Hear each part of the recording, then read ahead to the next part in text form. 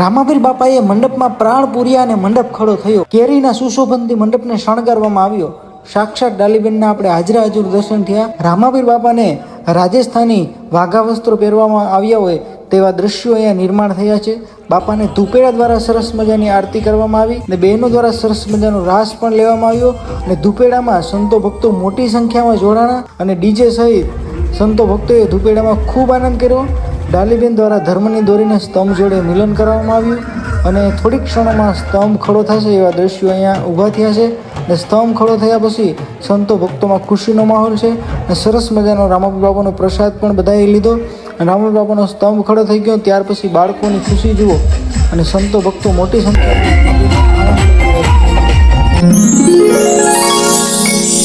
મિત્રો પહેલા તો બધાને જય રામાપીર ને જય ઇન્દ્રાપીર. આપણને બધાને ખબર જ છે કે હાલ અત્યારે આપણે કાઠિયાવાડ સૌરાષ્ટ્રની અંદર રામાપીરના મંડપનો પર્વ ચાલે છે. તો ગામડે ગામડે નાના મોટા મંડપ થઈ રહ્યા છે આપણને ખબર છે. પણ હવે અત્યારે લગભગ આ મંડપ તો એમ કહેવાય કે છેલ્લો મંડપ છે. આજે કેશોદ તાલુકો તમે જોયો જ હશે. જુનાગઢ જિલ્લાના કેશોદ તાલુકાની પાવન ભૂમિ ઉપર રામાપીર બાપાના બાળ મંડપનું સરસ મજાનું આયોજન કરેલું છે. તો આજે સવારથી જ આપણે અહીંયા પહોંચી ચૂક્યા છે. સવારનો ધૂપેડો જોશું, મોટી સંખ્યામાં જન્મદિની છે તે જોશું, સાથે સાથે ડાલીબેનના પણ લાઈવ દર્શન કરીશું. અને ખાસ હું તમને જેમ વાત કરી એમ કે રામાપીર બાપાનો સ્તંભ છે અને સરસ મજાના વાઘા વસ્ત્રો પહેરાવી એ પણ હું તમને બતાવીશ. મંડપ ખડો થશે એ પણ બતાવી. ખરેખર વિડીયોની અંદર ખૂબ મજા આવવાની છે. આપણો વિડીયો ફેસબુક ઉપરથી જોતા હોય તો આપણે પેજને ફોલો કરવાનું ભૂલતા નહીં. એ યુટ્યુબ ઉપરથી જોતા હોય આપણી ચેનલને સબસ્ક્રાઈબ કરવાનું ભૂલતા નહીં. તો આવો આ સરસ મજાનું કાર્ય થઈ રહ્યું છે અને સાથે મળીને વધાવીએ.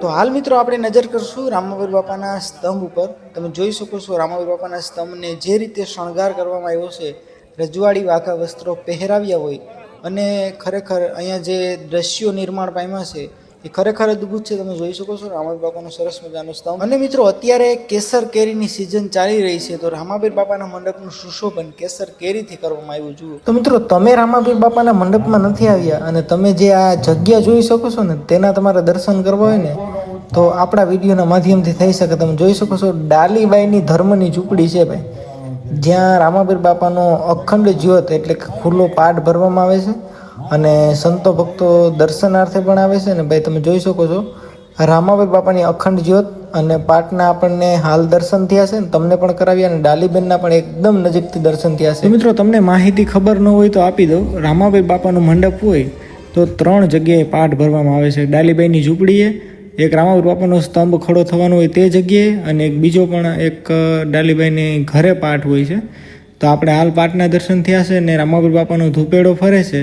અને રામાપીર બાપાને એમ કહેવાય કે ધૂપનો ધુવાડો આપી અને રામાપીર બાપાને આમંત્રિત કરવાની લોકો છે એ બધા એમ કહેવાય કે દિલાસા કરી રહ્યા છે.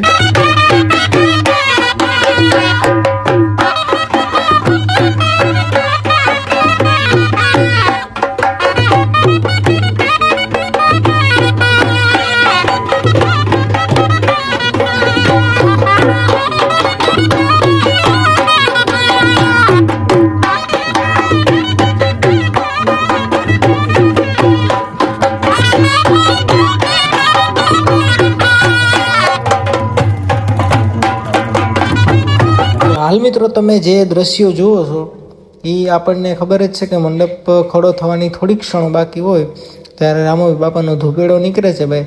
અને ધૂપેડામાં તમે જોઈ શકો છો અબીલ ગુલાલથી બધા જ લોકો રામાપીરના રંગે રંગાઈ ગયા હોય એવા દ્રશ્યો અહીંયા નિર્માણ થયા છે.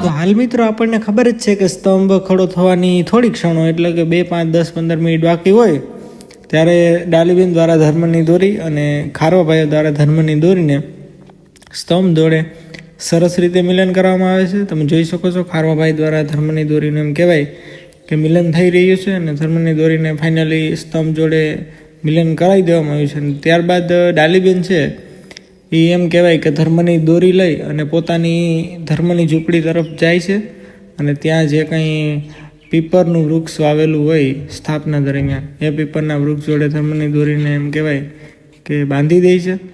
તમે જોઈ શકો છો. તો હાલ મિત્રો 9 વાગી ચૂક્યા છે. 9માં 2-5 મિનિટ કમ છે ને બાપાને પ્રાગટ્ય થવાનો સંપૂર્ણ ટાઈમ થઈ ગયો છે. બધા લોકો તમે જોઈ શકો છો બાપાને આશીર્વાદ, બાપાના દર્શન લેવા માટે મોટી સંખ્યામાં ઉમટી પડ્યા છે. તો આવો રામાપીર બાપાનો મંડપ ખોલો થાય છે, પ્રાગટ્ય થાય છે, એના પણ આપણે સૌ સાથે મળીને રામાપીરના દર્શન કરીએ.